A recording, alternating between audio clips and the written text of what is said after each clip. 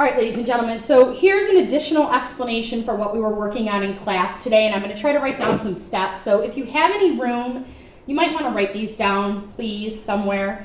And I think it's definitely going to be a little bit more helpful. So if I'm trying to figure out what type of equation I should write from our table of values, and right now we have three choices. We have exponential, linear, and quadratic. So what we're going to do is we're going to first do something called, we're going to take the first differences.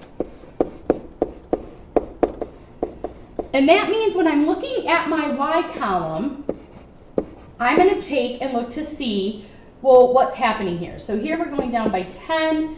This one was going down by 6. This one was going down by 2.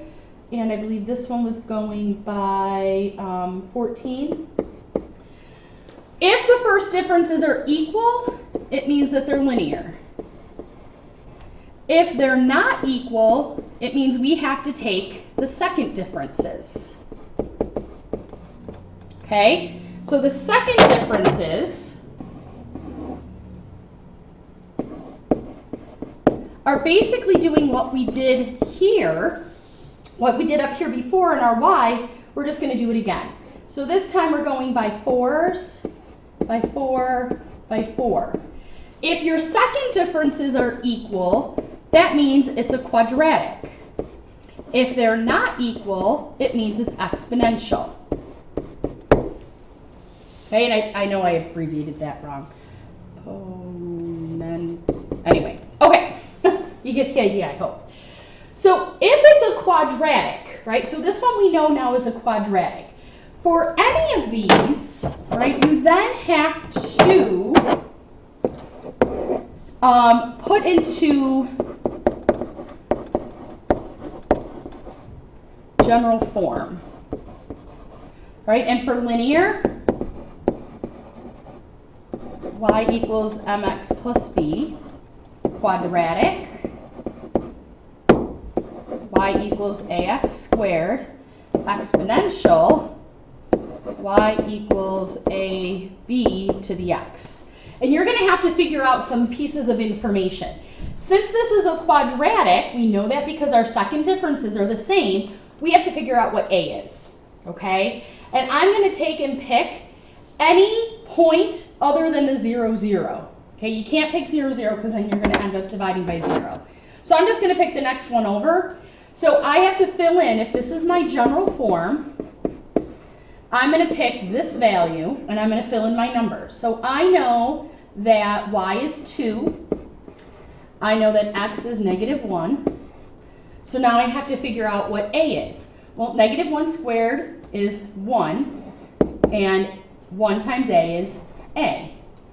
Now you can rewrite. So now we can say that my general form is y equals 2x squared. Okay? Hopefully this is getting a little easier. For number 5, right, so the first thing I have to do for any of them is I have to see what my first differences are.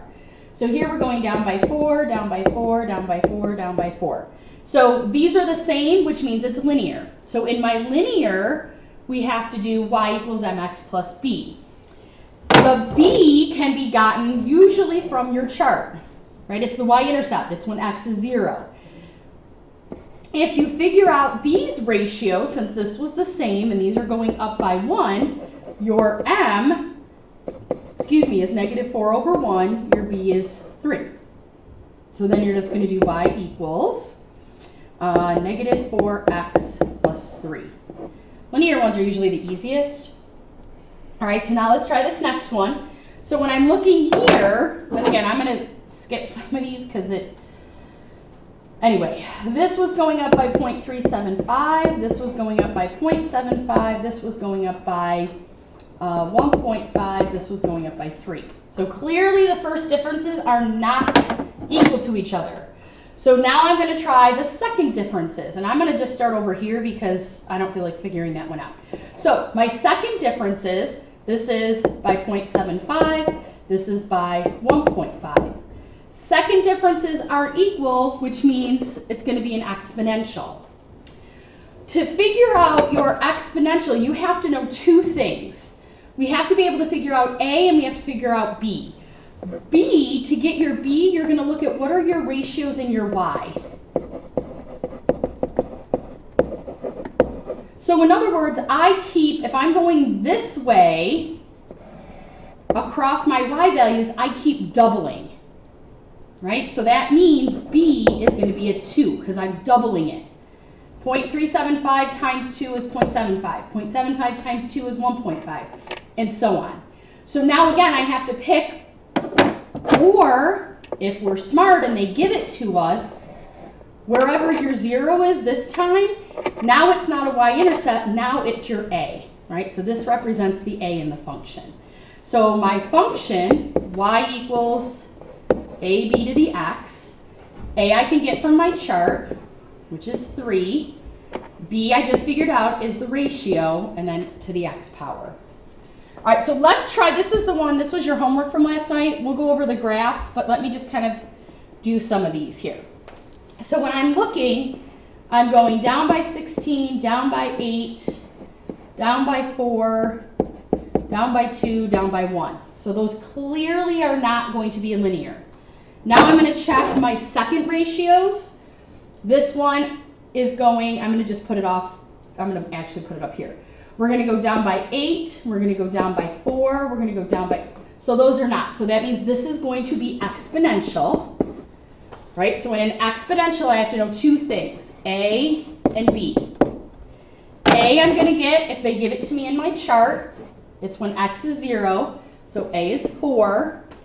B is going to be, well, what's happening here? What are my ratios of my y? And I keep getting half as big, so B is a half.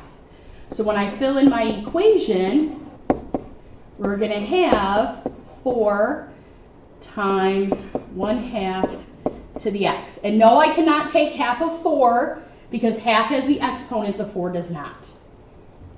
Okay, so this was number 5. Okay, I'm going to put number 6 over here. I'll draw a little arrow. So first thing I'm going to check for is what are my first differences. So I'm going down by 4, down by 4, down by 4. So that one's pretty easy. So that means this is linear. And in linear, you need to know your m and your b. M is this ratio that we just got. So my m is -4. B is in your chart, right, where it's your y-intercept. So in this case, B is 3. So then I'm just going to fill in y equals mx plus b, y equals -4x plus 3. Hopefully that one was a little bit easier. All right, if I take a look at number 7. Okay, for number 7, we are going up by 15s. Then I'm going up by 9, and then by 3. And then by,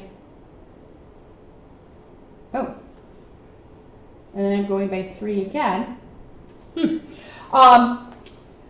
So this is not, I should say that's down by 3, sorry.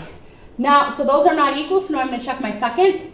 So 6, 6, and 6. So now those are, that means this has to be quadratic. For a quadratic, I have to know what A is.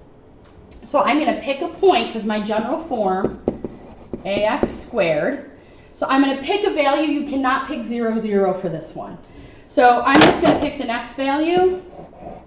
I'm going to pick 1 and -3. So I know that -3 equals a to the 1 squared. All right, well, 1 squared is 1. 1 times a, so -3 is a. So in my equation, y equals -3x squared. All right, I hope that made it a little bit easier. I want you to try now that you've heard this again. Try 8 and 9.